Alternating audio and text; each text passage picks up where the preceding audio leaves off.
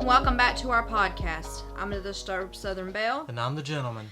We're going to be doing a quick series on some odd and disturbing medical practices from history and some current ones. So the ones I'm going to be doing are going to be some of the older ones, probably things you've heard of, some you may not, but let's kick it off.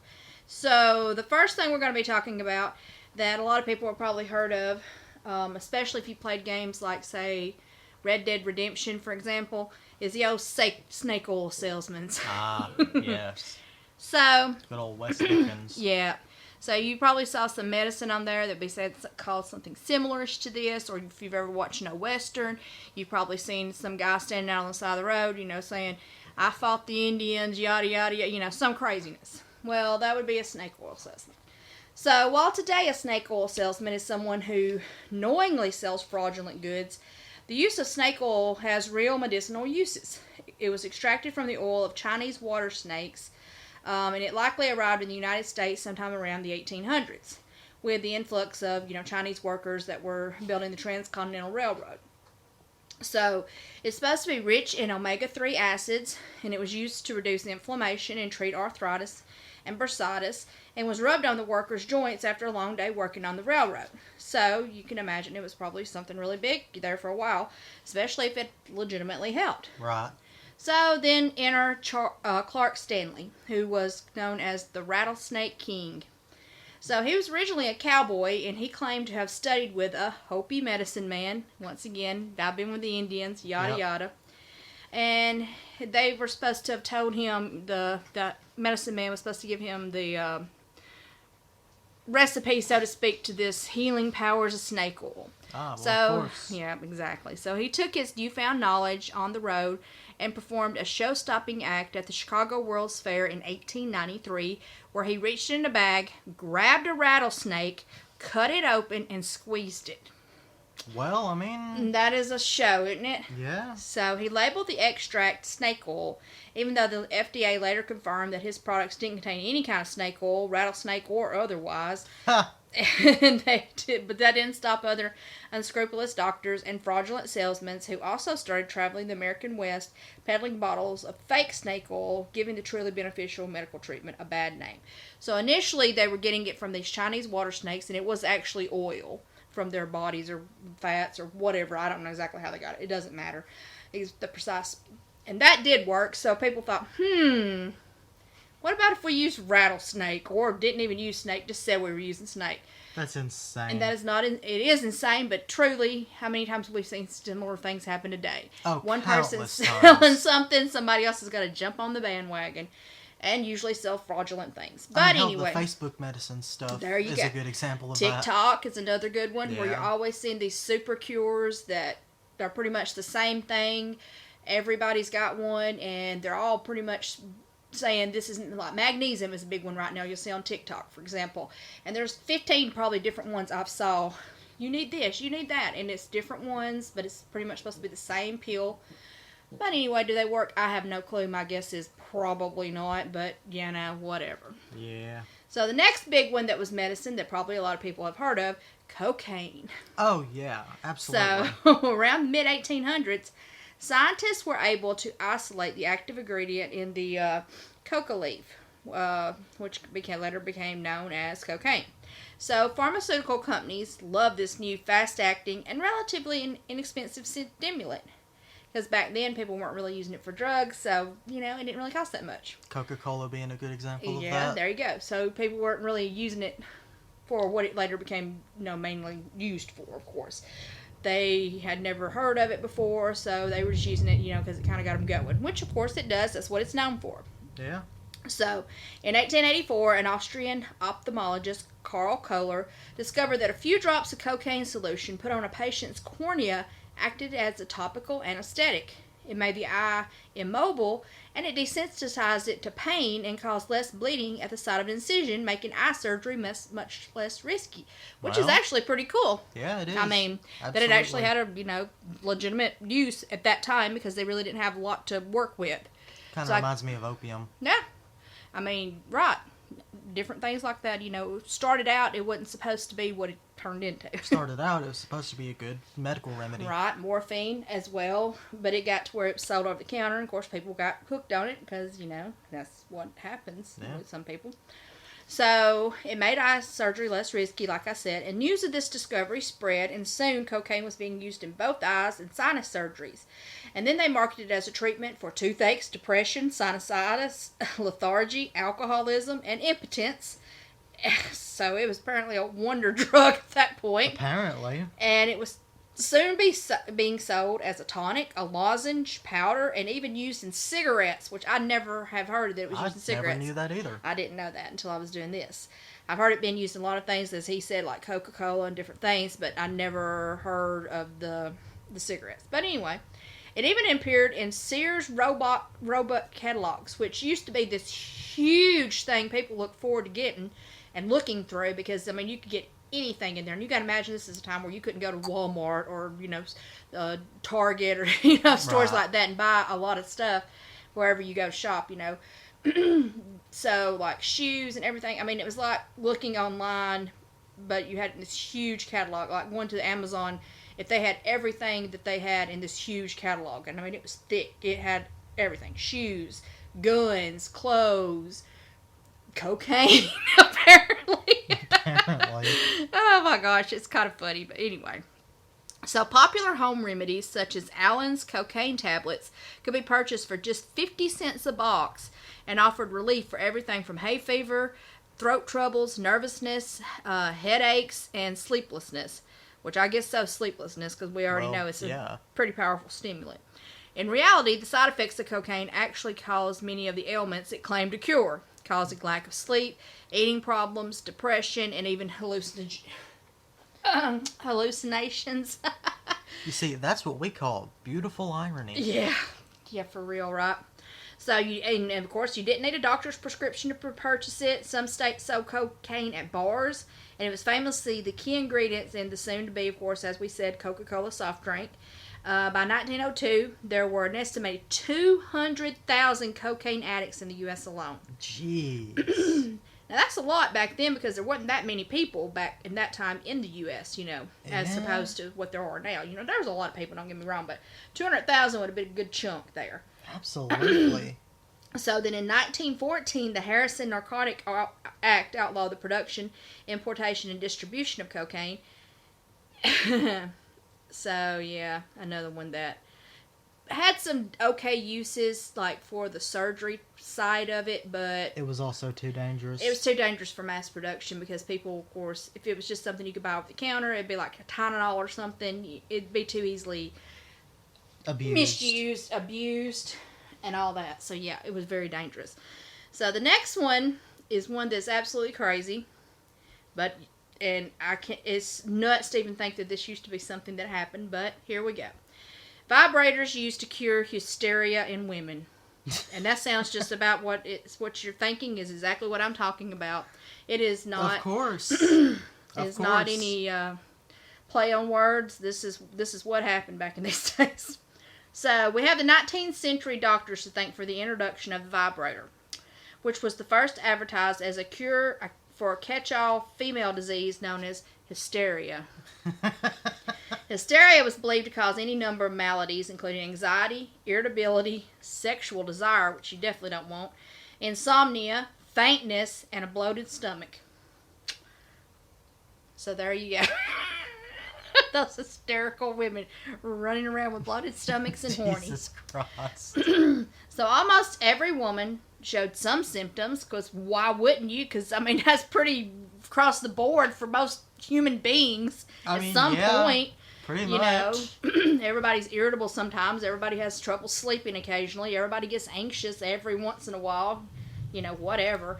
But anyway, the condition traced its roots back to the ancient medical theories about the wandering wombs, which used to be where they thought the woman's womb would just move all over the body. Just all over. Mm-hmm. Yeah. And this was where a displaced and discontented uterus would cause female ill health.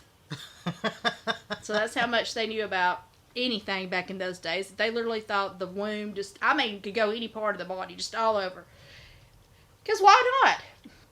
So the treatment, a pelvic massage that would induce hysterical paroxysm, which would be commonly known as an orgasm. So this job lay with Victorian doctors who would manually, initially, massage women.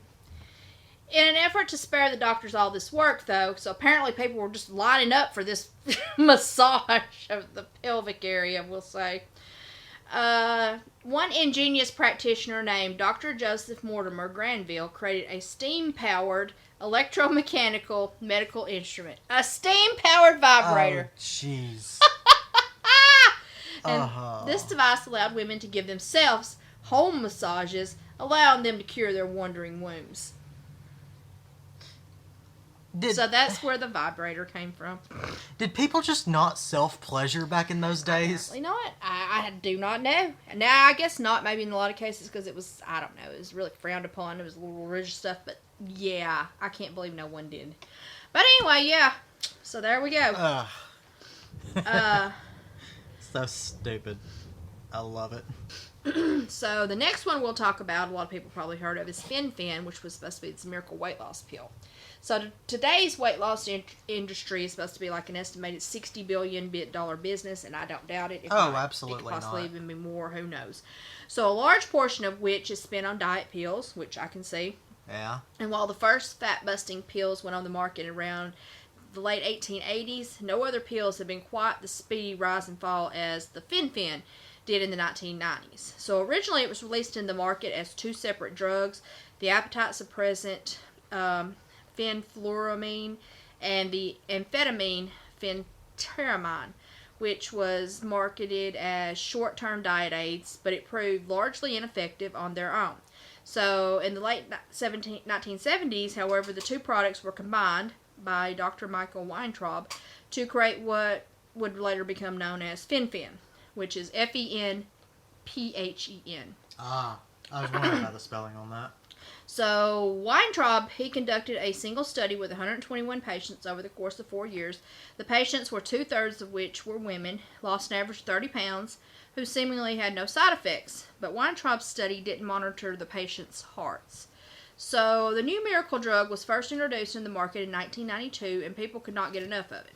And I remember it back in the day. I mean, I was very young when this came out, but I do remember it, and I do remember people getting it, and it was all over the place. You saw it.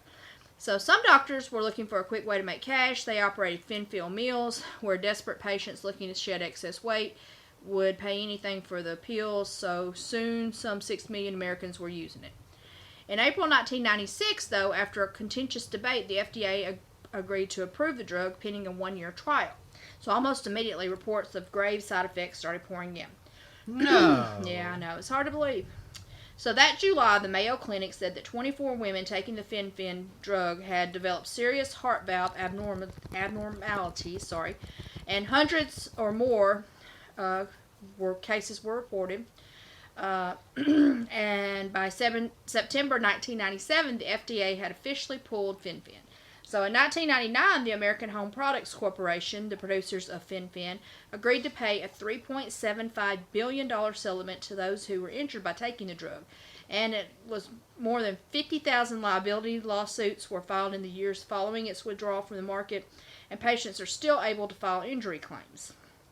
So yeah, that tells you that was not an all-around good drug. No, it doesn't sound like Not it. at all. So, now here is a wonderful one that, everyone should probably try. I say very sarcastically. Heroin as a cure for coughing. So, how do you cure the one drug epidemic? Create a new drug. So, if you only got one drug, you created something new, right? Naturally. So, that's what happened in the late 1880s when heroin was introduced as a safe and non-addictive substitute for morphine.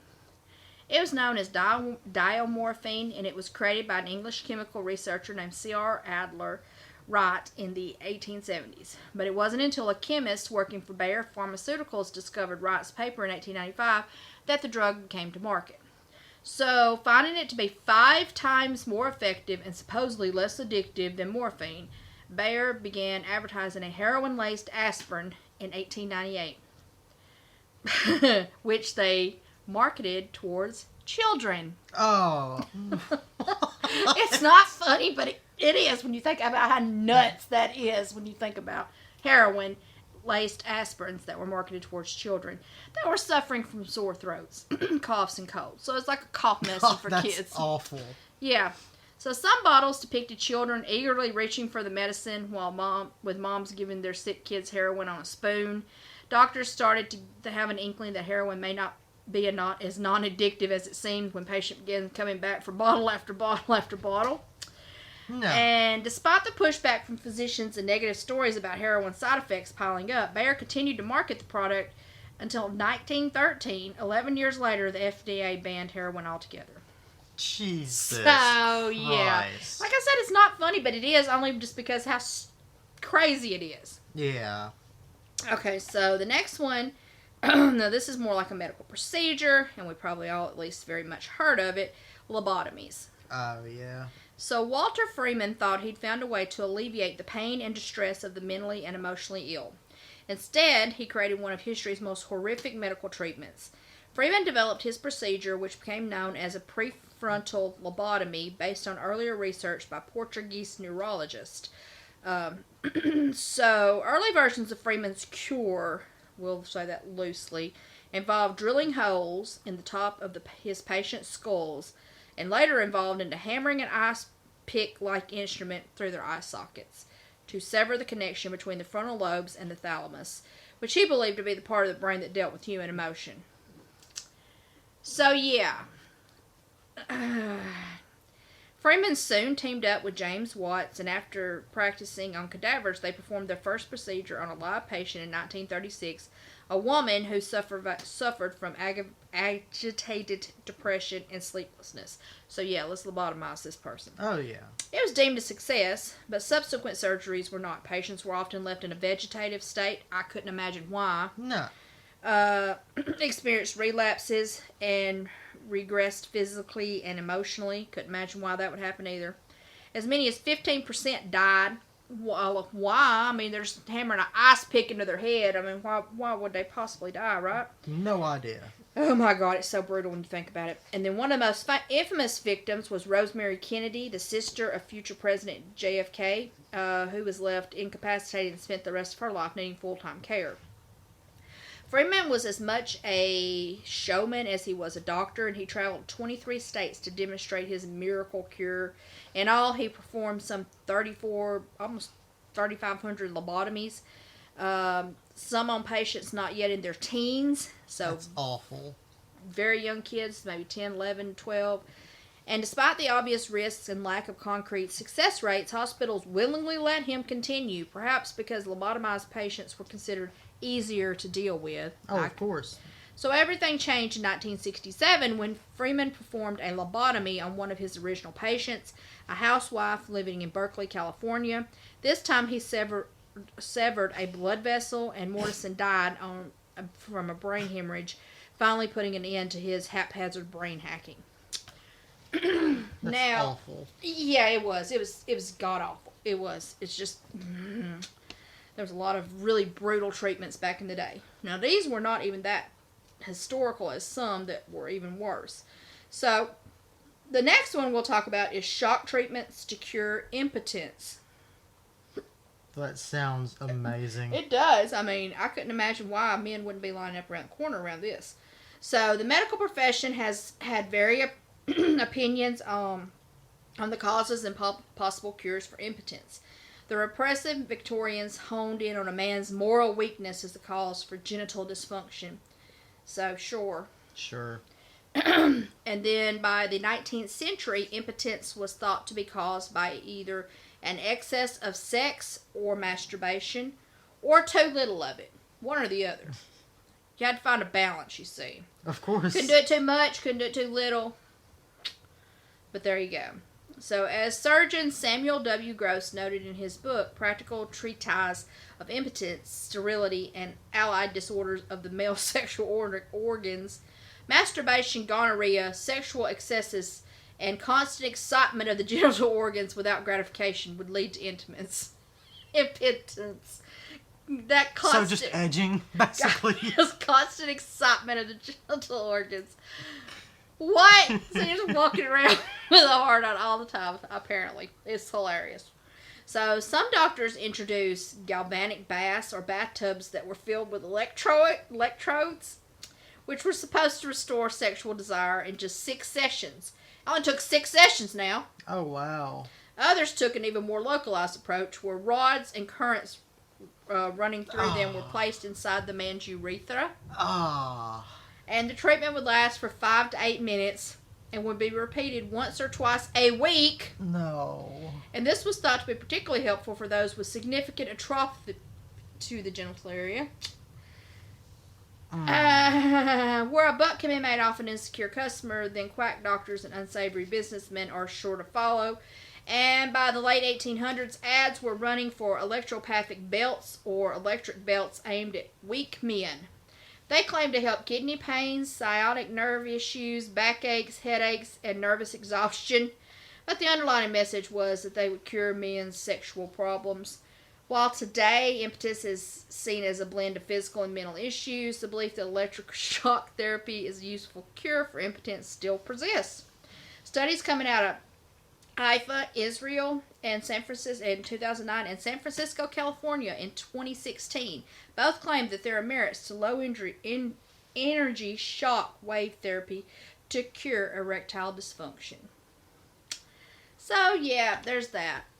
Those were some interesting treatments, to say the least, and nuts to think that some of them actually existed. They're crazy. Absolutely. But some are hilarious. God, that last one was just painful for me personally. It's awful to imagine. I mean, I'm not even a man, but just imagining some of that stuff, it does not sound pleasurable in any stretch of the word. But anyway, we hope you enjoyed that segment. Don't forget to like, follow, and subscribe. And don't forget to stay disturbed.